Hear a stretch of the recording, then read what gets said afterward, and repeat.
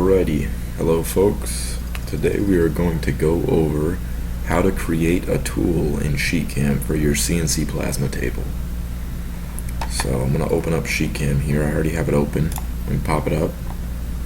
Alrighty, so this is your default screen when you get into SheetCam. This is what you're going to see. This is your 4-foot span by 8-foot span as your cutting area on your CNC plasma table. So we're gonna, over here I have a few tools made, but we're gonna go over how to make a new one. So the first step to it is right here. Here's your little jet cutting icon. If you click that, it's gonna open you up to this jet tool page here. You want to make sure you're, well, this is how we do it. We make sure that this automatically generate name is deselected so that you can save your tool name.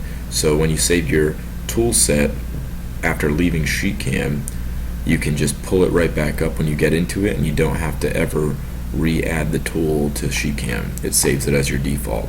So right here under name, if you notice off to the side here, I have these saved as 60A and then 40A here in Cut Master. So the 60A is our tip size, and then right after it is this plasma cutter. I do this for the sake of swapping out between hypertherm and thermodynamics during testing on the tables. So you might just save yours as a hypertherm or a cut master, depending on what you have, or power max, however you want to save it. And then right after it, I normally put the thickness of material that I'm cutting. And then you can look at it and you can instantly see, okay, I need a 60 amp tip and I'm cutting 3/16, which is 0.1875 or a 1/4 inch, or this is slightly smaller than a 1/16 of an inch. So we're gonna open that tooling up. It shows up here, jet tool. So we're gonna name it. Let's make this one. Let me open up my manual and see what one we're gonna do here. So we're gonna do a mild steel, and if you have your manual, I'll give you a second to get it out. Alrighty, here. Let's do another 60 amp. I use 60 amp tips a lot on this cut master. So I have my 60 amp cut chart open up to mild steel. Let's go with a 10 gauge. So we're gonna put up here a 10 gauge right around an 1/8 inch. So we're gonna say 60 amp tip. So 60A space cut master space 0.120. Let's go with that. So that should be good enough, so I'll recall it. Now as I look across on my cut chart, everything will be relatively similar to these openings here all the way down. So first and foremost, tool number, you don't have to worry about that. That's just the order that you save the tools in. Kerf width, that's the width that your torch leaves. So SheetCam has a convenient function. It actually displaces your kerf, so you get your exact cut profile that you created in your vector drawing software, or CAD drawing, whatever you prefer to call it. And right below that we have feed rate. So kerf width is first. We can look at our cut chart before I get ahead of myself.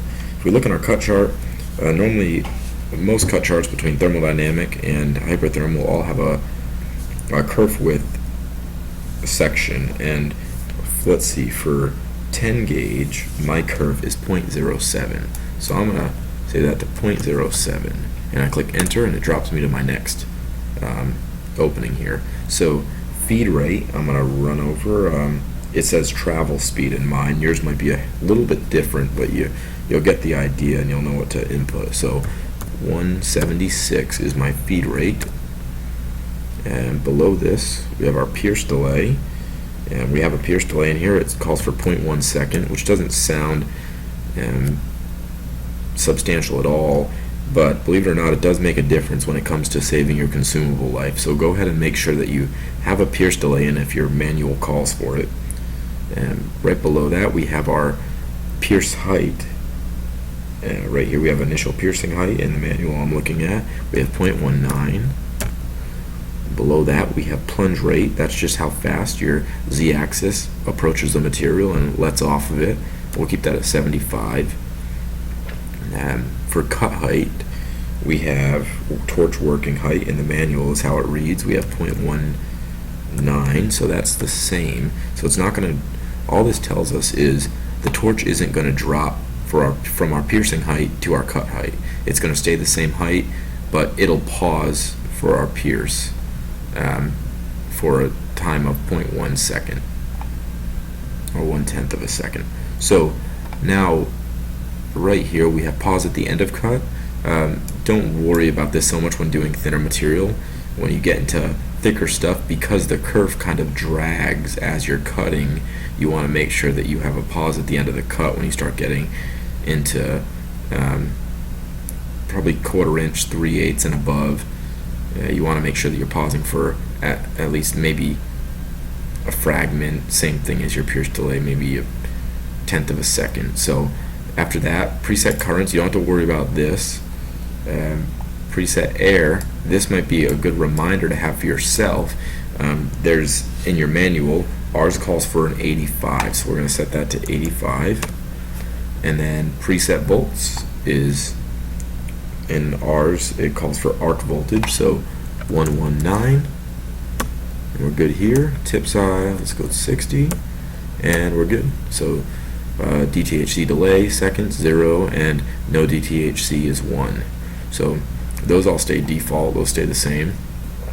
Up here, these functions here, ramp or wiggle, those are different options that would happen during your lead-in process, and these would be used, if you look in your manual, there's options on there that call for edge cuts, or these are mainly for thicker materials. So if you're doing that and you want to save consumable life, you might want to select a ramp function or a wiggle function. What ramp would do is, in your lead-in process, it would ramp the torch down from your pierce height to your cut height, and then your wiggle function would actually wiggle the torch back and forth, and then you have your wiggle size, which is down here. So if you did select wiggle, you would choose the amount that you wanted it to wiggle, and it would wiggle quickly back and forth so that no spatter bounced directly up and damaged your consumable. So these are options that you have with SheetCam to be able to preserve your consumable life. So we have that set, so we're going to click OK, and that's really all there is to it. And now you have your tool right here, and it's all set and ready to go. Alrighty, thanks for watching. This is Squickmon's Metalworks, and we'll see you on the next video.